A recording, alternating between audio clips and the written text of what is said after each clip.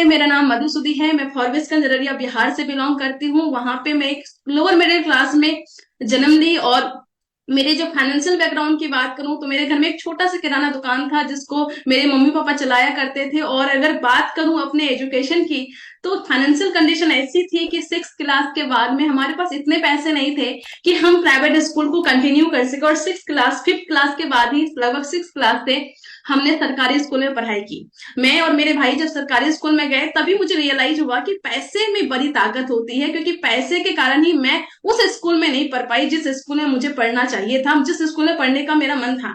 उस टाइम पे भले ही बच्चे को ज्यादा कुछ समझ में नहीं आता, पर इतना समझ में आया था कि पैसे में बड़ी ताकत होती है। और उस टाइम पे सभी अड़ोसी पड़ोसी रिश्तेदार घर वाले लोगों ने बस एक ही बात बोले कि मधु, पैसे कमाना बहुत इंपॉर्टेंट है, और अगर तुमको सच में पैसा कमाना है, अगर तुमको सच में इस वाली जिंदगी से निकलना है, तो तुम्हें अच्छे से पढ़ाई करनी होगी, एक अच्छा खासा नौकरी करना पड़ेगा, तब तुम इस दुनिया से, इस समझौते वाली जिंदगी से तुम निकल सकती हो। तो मुझे समझ में आ गया था कि पढ़ना होगा। और कहते हैं ना, जिस चीज पे आप फोकस करते हैं वो चीजें बड़ी हो जाती है, वो चीजें लार्ज हो जाती है। तो वैसा ही हुआ, पढ़ाई पे फोकस किया, एजुकेशन पे फोकस किया। भले ही सरकारी स्कूल में थी, पर स्कूल में हमेशा टॉपर में से एक रही। 10th में अच्छा किया, जिला स्तर पे मुझे सम्मान मिला।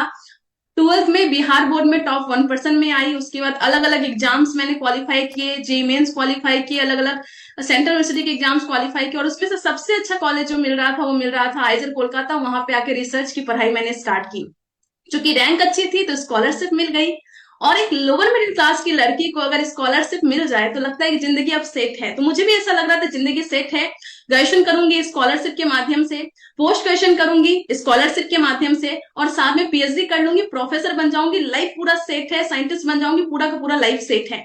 ऐसी हमारी मेरी मानसिकता हो गई थी और मैं ठीक ठाक जिंदगी में को सोच रही थी किस तरीके से होगा। लेकिन तभी एंट्री होती है मेरे गुरु मोहन प्रसाद सर की, और वो आते हैं और वो समझाते हैं कि मधु, तुम्हारी जिंदगी में अगर तुम्हें अवसर मिला है तो हमेशा ये कोशिश करो कि तुम अपने से बड़ा काम करो। और उन्होंने आरसीएम प्रोग्राम को दिखाने के लिए कटिहार से वेस्ट बंगाल आए थे और कोलकाता में आके आरसीएम की एनिवर्सरी प्रोग्राम, जो 16वीं एनिवर्सरी प्रोग्राम हुई थी, वो मुझे दिखाए। उस प्रोग्राम में गई मैं नीचे बैठी हुई थी। उस प्रोग्राम के माहौल को मैं देखी, और माहौल को देखने के बाद वो लड़की जो कभी भी अपने स्कूल के टाइम पे, कॉलेज के टाइम पे, 12th के टाइम पे कभी भी स्टेज से नीचे नहीं रहती थी, हमेशा स्टेज से ऊपर रहती थी, और उस लड़की को स्टेज के नीचे रख दिया गया था। और उस दिन मुझे रियलाइज हुआ कि मधु, तू स्टेज के नीचे बैठने वाली लड़की नहीं है, तुझे कुछ करना है, ऐसा करना है कि हर स्टेज पे तुम्हारा नाम हो। और उस दिन मैंने डिसीजन लिया कि मैं आरसीएम को प्रोफेशनली करियर बनाऊंगी यहाँ पे। और उस दिन मेरा डिसीजन था, और उस माहौल से एक बहुत बड़ा डिसीजन हुआ। और उसके बाद से मैंने आरसीएम बिजनेस है। तो आरसीएम आपको ना संपूर्ण जीवन जीना सिखाता है, और ये प्रोसेस है, और इस प्रोसेस को एंजॉय कीजिए।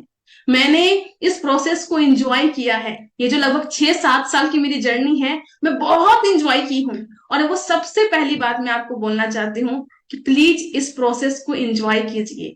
ये जो जीवन जीना सिखाता है, आपको हर काम में बेहतर बनाता है, आपको पूरा संपूर्ण विकास देता है, इस चीज को एंजॉय कीजिए, इस प्रोसेस को एंजॉय कीजिए। सतीश पंडित जी बोलते हैं कि इंसान तो रास्ते में ही बनता है, मंजिल पे जाके तो अलसाता है। तो ये हमारी जो रास्ता है, ये जो पाथ है, ये जो प्रोसेस है, ये हमें बहुत बेहतर बनाती है। इसको जस्ट एंजॉय कीजिए। आरसीएम संपूर्ण जीवन जीने का एक प्रोसेस है, उसको आप एंजॉय कीजिए। तो जब इस बिजनेस में मैं आई थी तो मुझे पैसे का समझ में आया था कि पैसे कमाने हैं, और इसके अलावा बहुत सारी चीजें मुझे मिली। लेकिन आज मैं जब बाहर जाती हूँ ना, तो मैं जब लोगों को प्लान दिखाती हूँ, मेरे से बड़े लोग होते हैं, अच्छी इनकम में होते हैं या ठीक ठाक इनकम में होते हैं, जब मैं उनको प्लान दिखाती हूँ तो बोलते हैं कि मुझे नहीं चाहिए बिजनेस। मैं बोलती हूँ क्यों नहीं चाहिए? तो उन बोलते हैं कि देखो, मेरा जो था वो तो हो गया, अब बच्चे लोग पढ़े लिखेंगे। लोग हैं जो अपना 6 महीने का टारगेट बनाए हैं, और मैं बोलती हूँ कि अगर आप आज इस महीने ज्वाइन किए हैं ना, और आज अगर आप ज्वाइन किए हैं, आज 29 अक्टूबर को ज्वाइन किए हैं, 29 अक्टूबर 2023 को आपने ज्वाइन किया है, आज आप गोल सेटिंग कीजिए, और 29 अक्टूबर 2024 को आपका स्टार का पिन हो जाना चाहिए।